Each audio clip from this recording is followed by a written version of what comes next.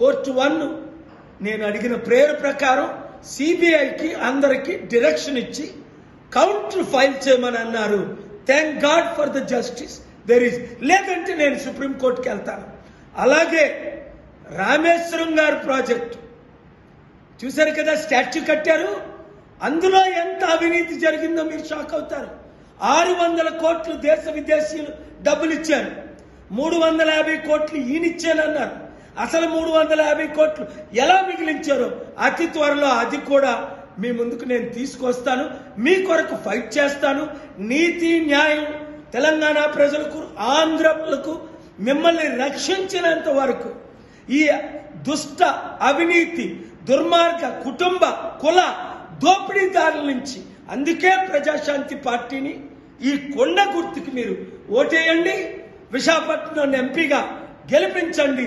రాష్ట్రాల్లో